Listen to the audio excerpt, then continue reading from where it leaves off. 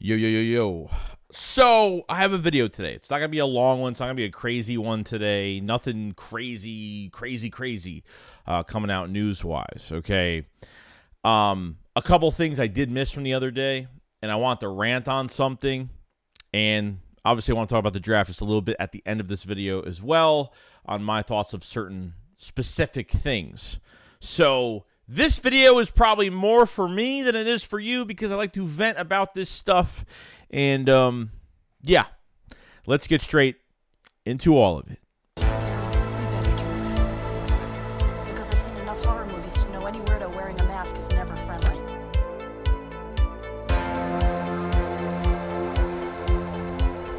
Yo, yo, yo, yo, yo. What is going on, guys? Hope it's having a great day. So, we are just one more week away until the NFL draft. A lot going for the Philadelphia Eagles and for us fans to be really excited. But to talk about the inside of this roster a little bit, and obviously some things I did miss the other day. Quez Watkins had some things to say. Saw that the Eagles did sign another receiver in Zacchaeus. I'm not going to say his first name because everybody was like, Joe, you're saying his name wrong. Joe, you're saying his damn name wrong. Well, you know what? I'm tired of pronouncing names incorrectly, and sometimes I just can't remember. So that's the way it goes sometimes. So I'm going to call him Z or Zacchaeus, whatever. Okay? To get that off my chest.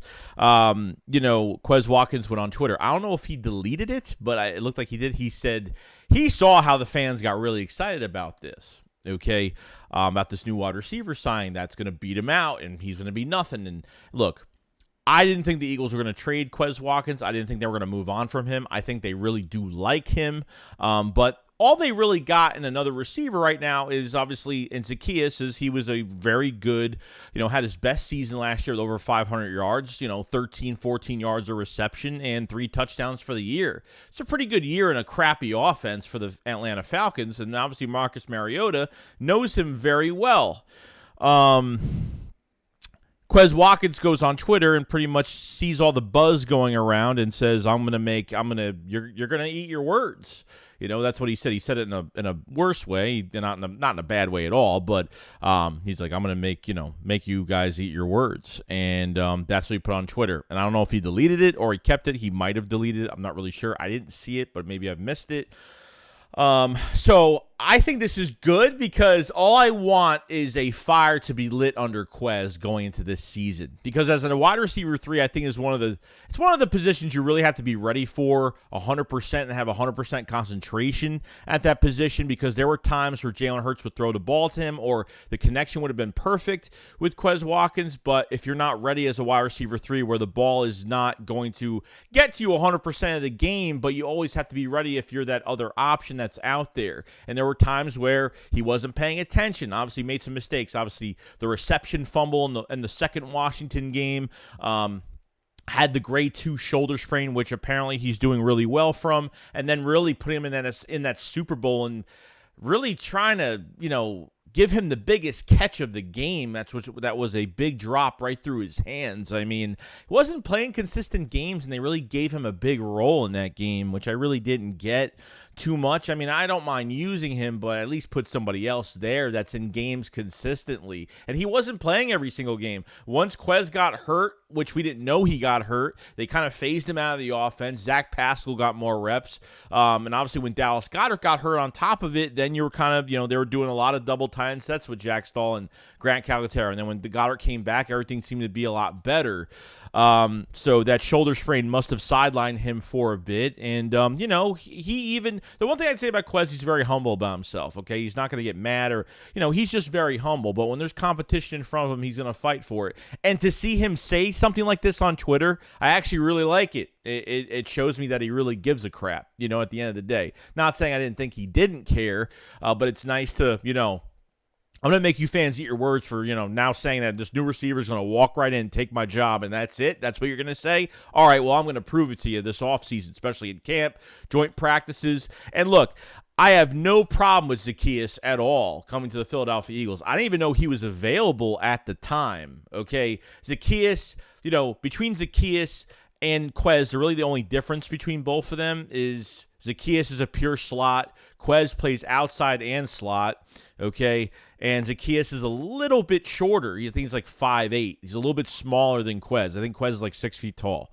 So you have and I think Zacchaeus, I think there's a chance where they can use both of these guys, not just Quez. I think Zacchaeus will definitely be used, not only for this wide receiver core, for maybe some, screen passes or some short stuff midfield, but you can use Zacchaeus in competition for kick returner, maybe punt returner, maybe give Covey some competition, maybe give Boston Scott a run for his money, maybe have Boston Scott and Zacchaeus back there. You never know what they could do on special teams. So Quez has been one of the most uplifting players that have been on this roster, okay? He's fought for roster spots time and time again over the years, even when Doug Peterson was here, never really got his shot. You know what I mean? Or maybe I could be, yeah, it was with Doug Pearson because they drafted John Hightower and they really used John Hightower as that deep threat, which I don't know why.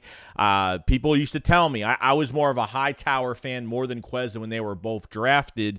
And people told me, like, if Quez Watkins gets his shot, he's going to run with it. In the past couple years, he's done a really good job. He's really showed out. Even last offseason, he was doing pretty good. So I don't hate Quez. I don't want him not to start. I hope this pushes him, which I think all we really want is a healthy, really good competition. And I think that's really what we're kind of looking for here. As long as Quez is getting pushed, he's not promised anything, not handed anything to him, I have no issue with it at all. I take it as like what Mike Rowe, as the wide receiver coach at the time, did what Nelson Aguilar did in 2017. A really good year, his best year of his, probably his second best year of his career, but obviously had mediocre seasons before that. So sometimes it takes better coaching. Sometimes it just takes a little bit of a push to get more competition in that spot with Quez. So had no problem with it at all. So I don't care if Quez put that on Twitter. I actually really liked it. It showed that he gives a crap about his starting spot. He cares that no one's going to take my job away from me. Nobody on this roster should be comfortable. Besides our quarterback, nobody should really be comfortable, to be honest with you. That's just the name of the game right now. Now, before I get into this whole entire segment here, before people are going to tell me, oh, Joe, this is old news, just click off the video. Don't even listen to this because I'm going to get into some stuff that happened the other day. It involves Jonathan Gannon, and I'm going to talk about Sean Desai, our new defensive coordinator, a little bit, and I'm going to get into some rants here. So if you're going to be like, oh, Joe, don't talk about Jonathan Gannon. It's old news. He's not on the team anymore. Stop wasting your time. Just click off. That's all I got to say. So that's where we're gonna get into this whole mess with Jonathan Gannon.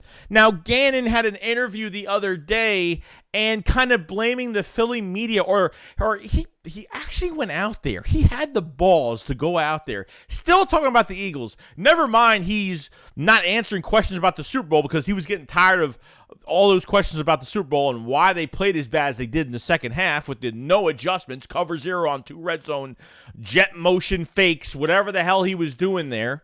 Okay, yeah, I mean, Jesus, it goes from these linebackers that can't cover. Marcus Epps can't cover. I don't know what he was doing that whole entire game.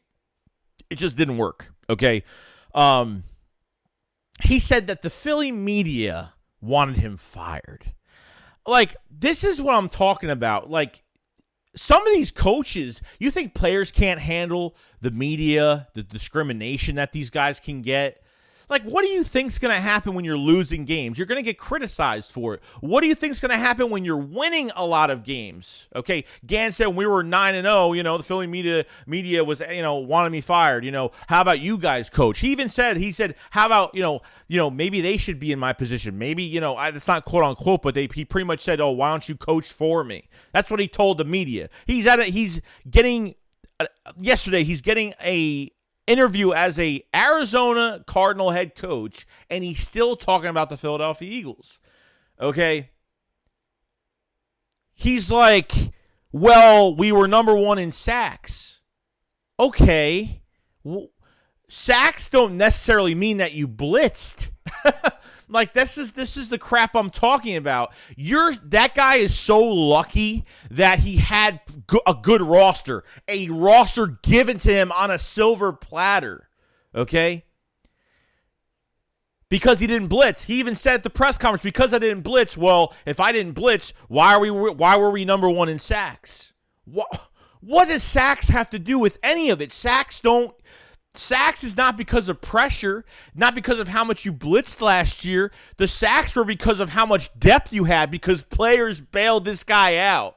Bailed him out. He hasn't been grateful ever since he left the Philadelphia Eagles. They lost the Super Bowl in Arizona, and they left his ass in Arizona. That's all that happened. How this came to be, no idea. Remember, really, after the Giants game, he got real cocky after that divisional game against the Giants. I mean, he looked like, and look, I thought there was some good game planning. I thought he was a little bit more aggressive in the playoffs. No doubt, I thought the adjustments were better. But when you face a very good team with really good coaches, they are going to look at your weaknesses. They're going to look at your past games. That fake jet motion, you know where they got that play from? They got that from the Jaguars game because they ran on us and whooped us with it for an easy touchdown. And they did it twice to us.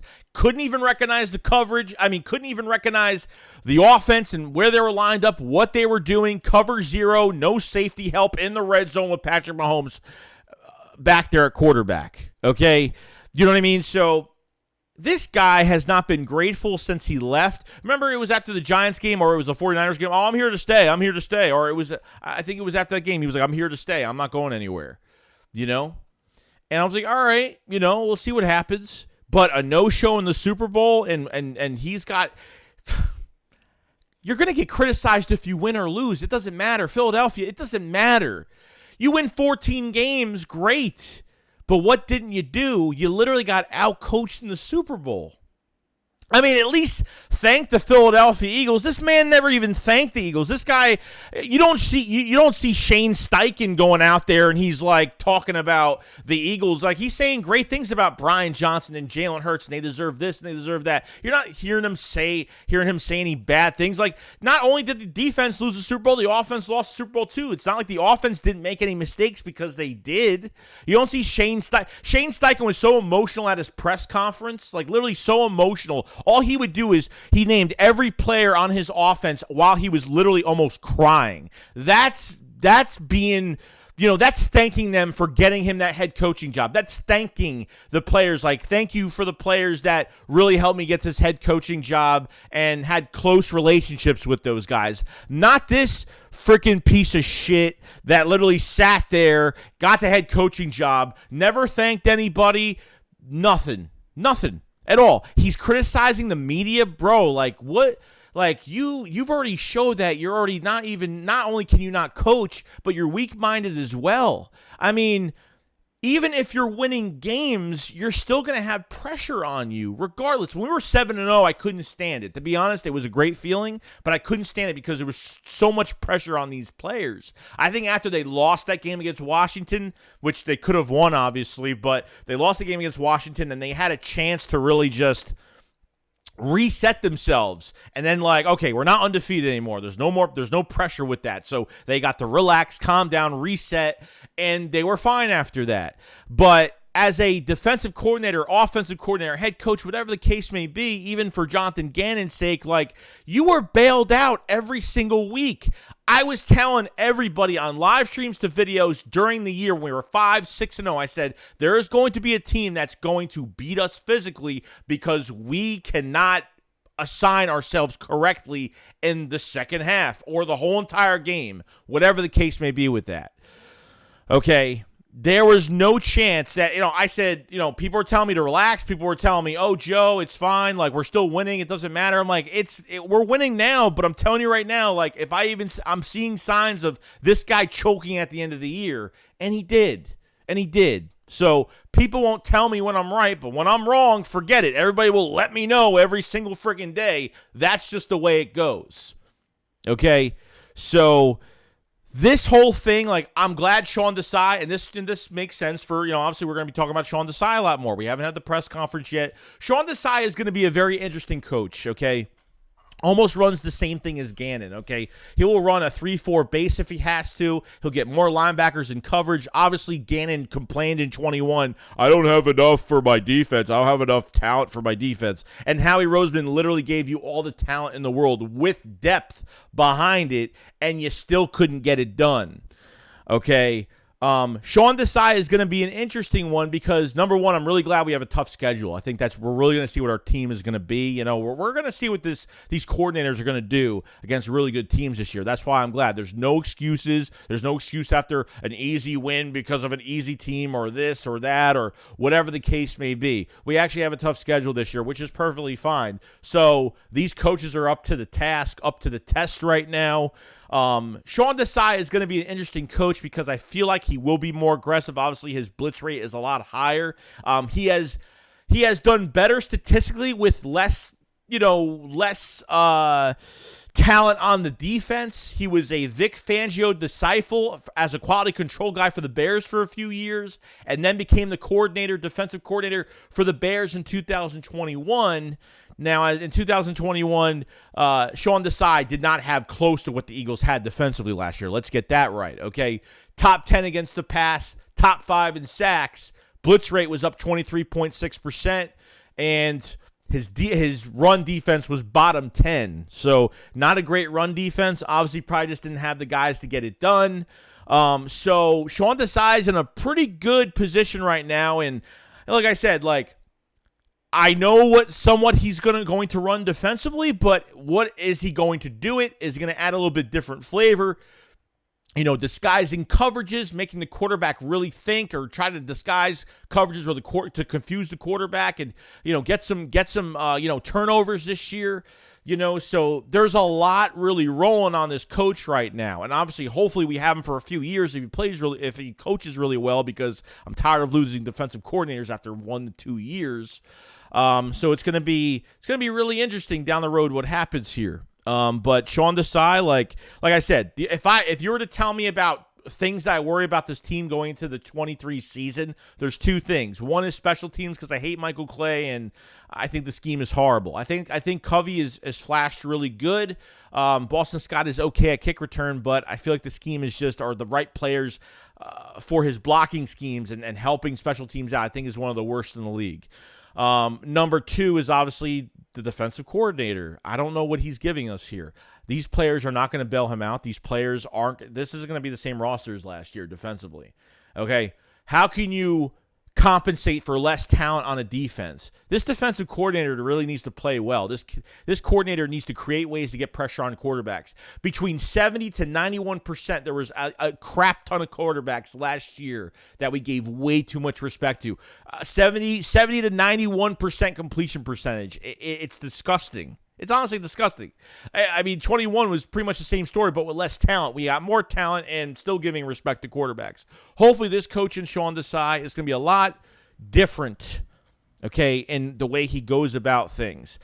I've seen mic'd up moments with him where he's a fired up coach. He's very fired up. He amplifies himself a little bit, which I do like, and he's got to get creative. He knows how to be creative. He can compensate for less talent that the Bears had in 21. Not good talent in 21 at all. Okay, they were on a downward spiral. But he kept that defense afloat. But obviously teams ran all over the Bears defense in 21 like crazy. So now he has definitely a better defense that he coached in 21 this year, no doubt about it. How is he going to use these cornerbacks? Is he playing them 5 to 10 yards off the ball? Is he going to run some stunts? Is he going to do some things?